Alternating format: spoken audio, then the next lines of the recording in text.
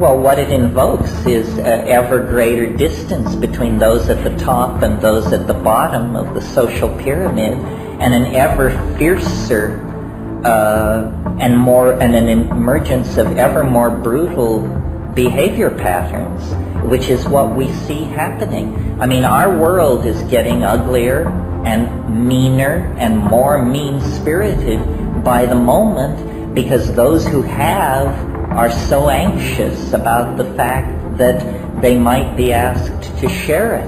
I mean, what we have gone through in the last 12 years in this country is a tremendous transfer of wealth to the upper 2% of society, and concomitantly a tremendous spread of anxiety, alienation, and a dehumanizing of the entire social enterprise. I mean, if we don't get hold of ourselves, the next century, most of the world is going to be a toxic desert, and then here and there will be very well-defended pleasure domes in which a very small number of incredibly wealthy people will live out lives of utterly self-indulgent hedonistic fantasy in denial of the moral catastrophe that they participated in order to achieve that hedonic state of isolation. I mean, that's clearly happening.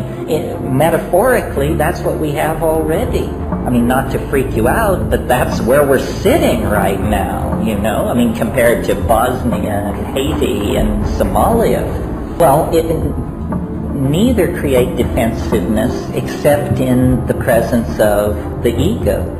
In other words, what we have to do is teach people to care for each other as a primary value, not something you do after, you know, you pay for your Mercedes and all that, but as the primary value. We have to have community. It's very simple. We don't have community. We have a free-for-all where the devil takes the hindmost, the most brutal and ruthless among us rise to the top, and everybody else has a foot on their neck.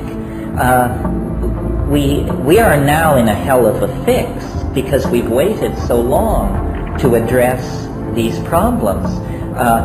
There is not now enough gold, aluminum, iron, so forth in the planet to raise everyone to a middle-class standard as it's enjoyed in Southern California. And yet we have unleashed these expectations in everyone by flagellating people with images of material wealth and comfort. We must re-empower the individual and the quality of individual experience. In other words, you have to convince somebody that you are a richer person on 5 grams of psilocybin than you are if you live in a $5 million house and are spending $50,000 a year on psychotherapy because you're miserable, you see. We have allowed ourselves to be tremendously disempowered by allowing our values to shift toward the material domain. You can't take it with you, folks.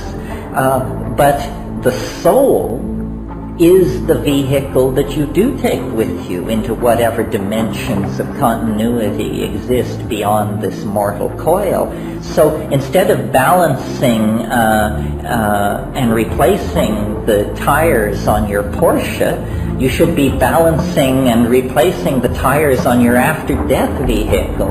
After all, that's the one that's going to have to serve you well in the clinches, you see.